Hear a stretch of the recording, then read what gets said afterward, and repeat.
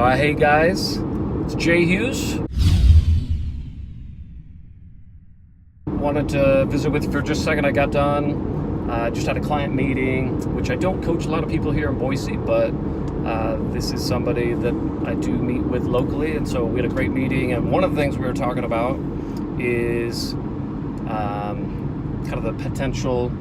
Basically, one of the concepts was just help, like help from a LOA, loan officer assistant, and kind of the decision-making process that sometimes goes into that, like what would be the best match, like what's the best model for pairing a loan officer with a loan officer assistant, or a real estate agent with an assistant.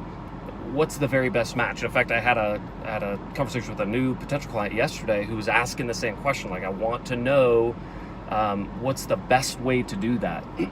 and so my answer is similar to how I answer a lot of questions like this, and that is that there are principles you want to follow, and there are lots of best practices related to that, but the truth is the best way to do it is by marrying up your very best skills and attributes and traits, all your God-given gifts, the very best ones, and then delegating your weaknesses, right? Delegating weaknesses so you're able to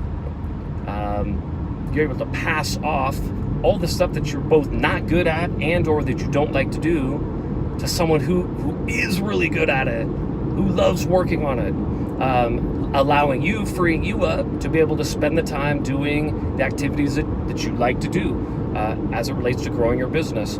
And those activities, those are what I call $1 million activities. And there's a lot of them that are somewhat universal. Usually when you are in a business building mode and you're meeting people and you're building trust with people, you're going deep in relationship with people, that tends to be what allows you to grow relationship and grow your business. But even those aren't always the same. There's clients that I work with that for them, going out and spending a lot of time marketing and meeting people takes a lot of energy. And so that's not necessarily the best way for them to grow their business. So we have other things that we do to help them generate business. And so a loan officer assistant, an assistant of any kind, and what they should be working on is going to be dependent on the strengths and weaknesses that you have. And so if you are really, really, really strong at the relational side and building trust with people quickly, being able to go deep in relationship quickly, and just get a deal done quickly with people, then you probably don't need a lot of help and support in that. You may need a lot of logistical support, operation support back in the office, which frees you up to get out. But the reverse of that might be true as well. There are definitely originators and that focus more on the sitting down with a client and working through the details of a transaction, and they have an assistant who functions more like a marketing assistant. They're the ones getting out, right?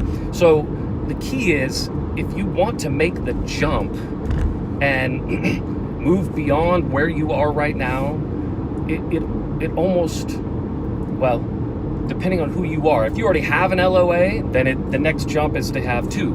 If you already have two, the next jump is to have, is to get three. But I just know, based on, the numbers that are out there in the marketplace, and most people do not have help. They do not have dedicated help. They may not have any help at all. And you can grow your business, and you can continue to get better and better and better every year, but you will reach a threshold you cannot get past without help.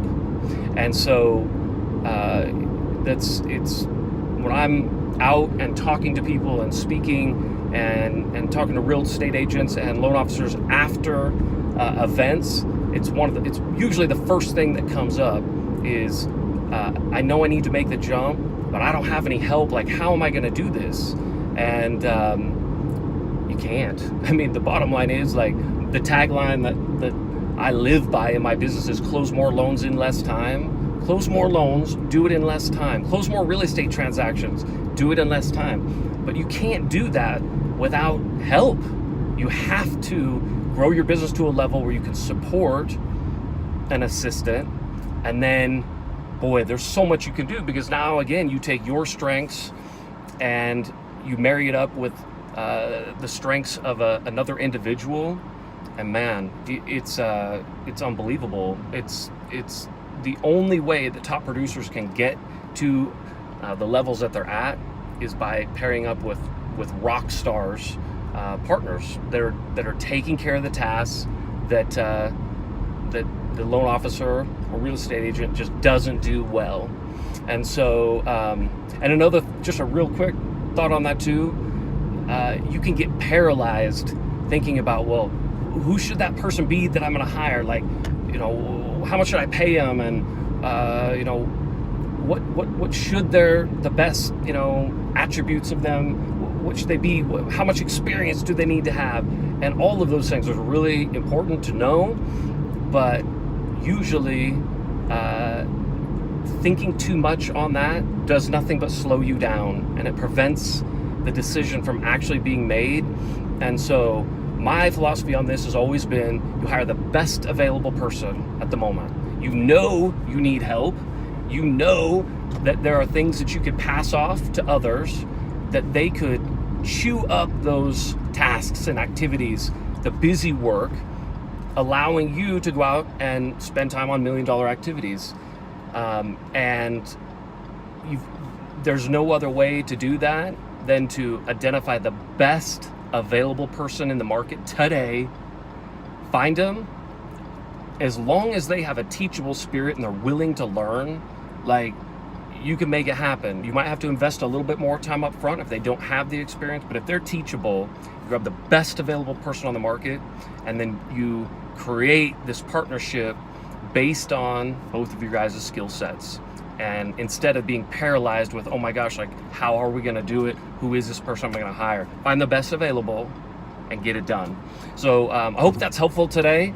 And because I know so many of you out there have the ability, I mean, without question, to double your production. And I don't say that lightly, not at all. But you can't do it without help.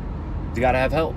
And I know some of you are also probably thinking, well, yeah, but like, my manager would have to approve that. Yep. And there's certain thresholds you got to get to. Yep. And there are things that you have to do to work through that. No question. But the key is, you got to want to do it. Like, you have to want it.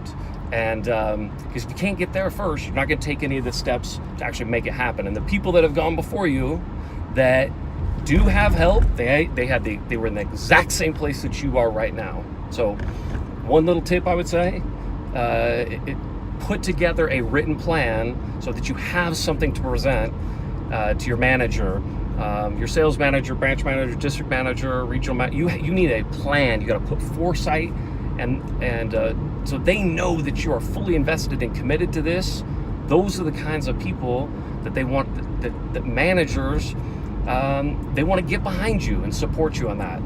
So don't just go in saying, I need help. Like, you got to have a plan. Hey, again, this is Jay. I hope that's helpful, and I hope you will start pondering that. Like, what do I need to do in order to identify the right person to add to my business, so I can spend time on $1 million applications, so I can spend time on $1,000 an hour work. It's how you're going to make the jump. Know you can do it, and we'll see you on the next video. Thanks.